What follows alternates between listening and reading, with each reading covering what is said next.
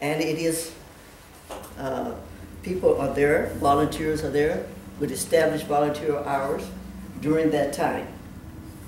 And I'm going to tell you this year, since we've done that, and we actually started the volunteer thing in February. We had to have some time in actually organizing and reorganizing.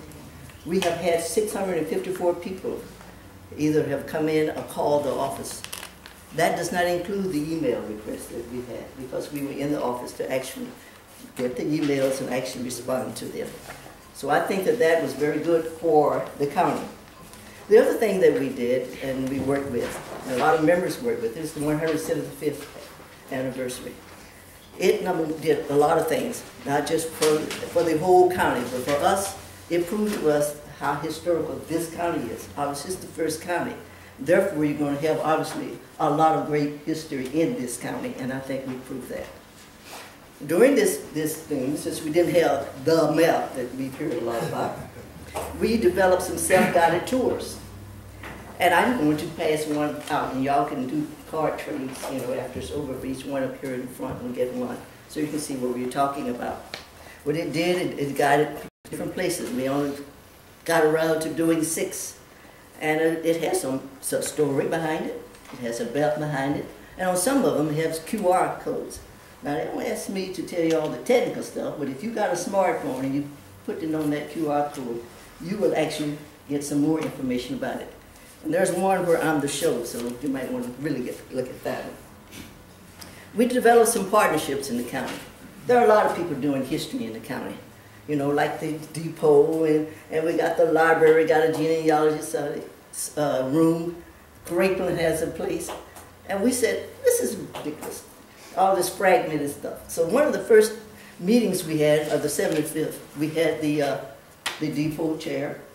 And by the end, Mr. Von Dorenhofer and I communicated and said, you know, he said, I'm not going to coordinate this, and I said, I'm not going to coordinate this either, so we got Bradshaw to do it, and that was a great thing we did.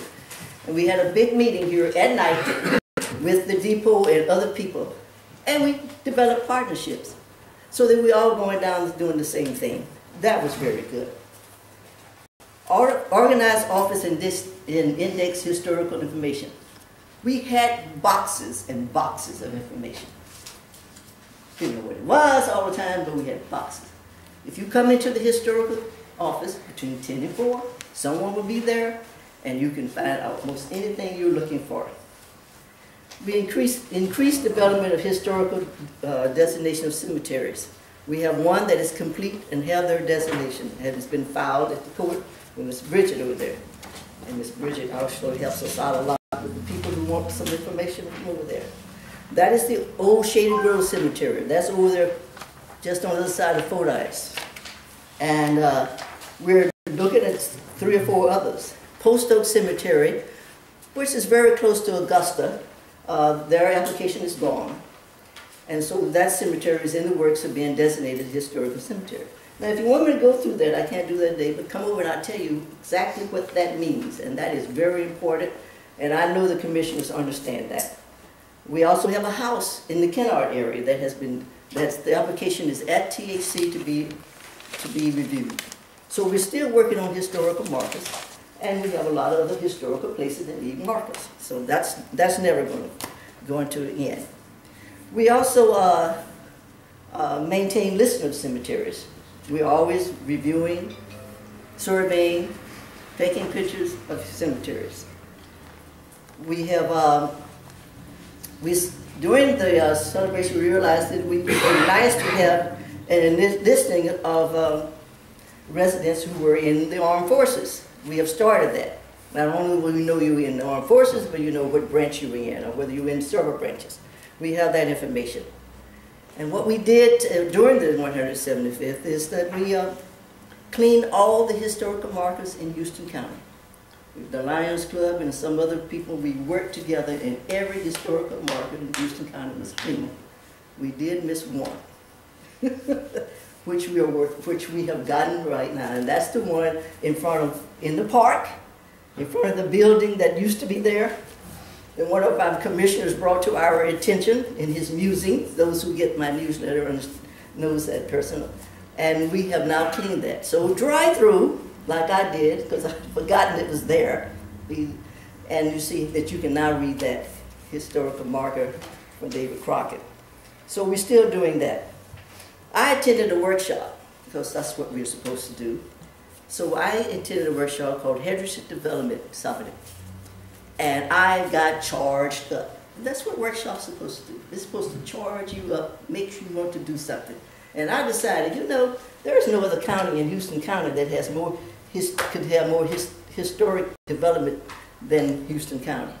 So, yes, I've been talking to the newly elected judge every chance I get about that.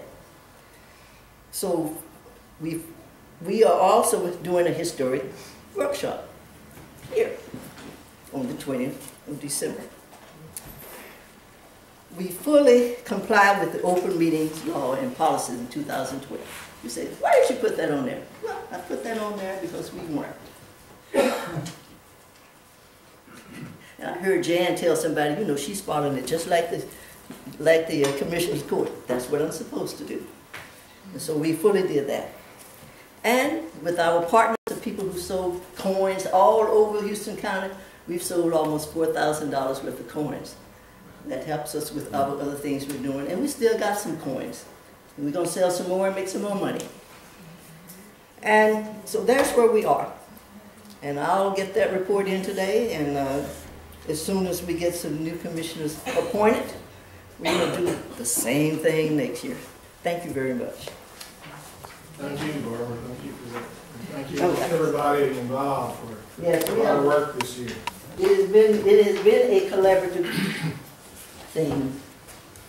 That's my commission, so I give you one of your area.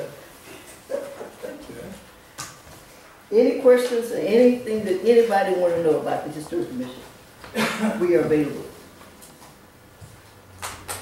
Well, I sent one of your coins to the chairman or the executive director of the Texas Department of Transportation, since his wife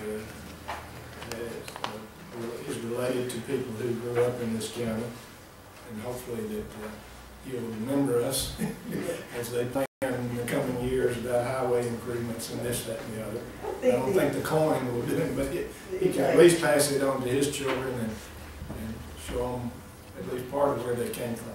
I think the guy who designed it sent one to the president. Larry Thomas sent one to President Obama and Governor Perry, the only letter back that we have. But thank you, Governor Perry thanks us for sending it to him.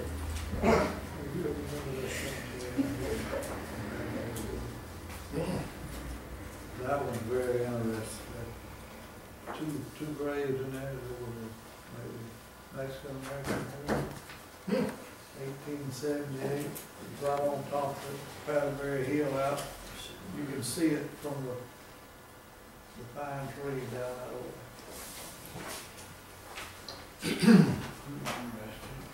Well, thanks again, Barbara. We appreciate it very much. A lot of work for all the members, and we thank them for doing it.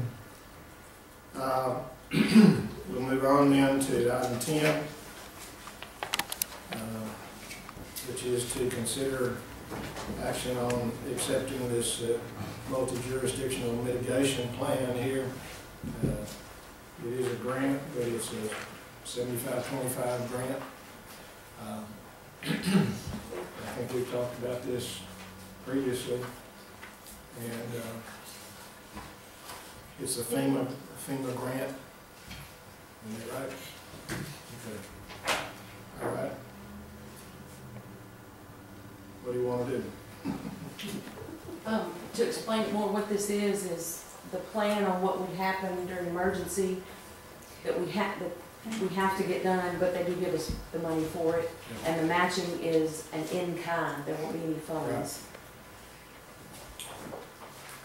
It'll be, if I read this correct, up to $112,500 of FEMA money that comes through the Department of Public Safety, and then, as you say, ours is an in-kind match through services and so forth.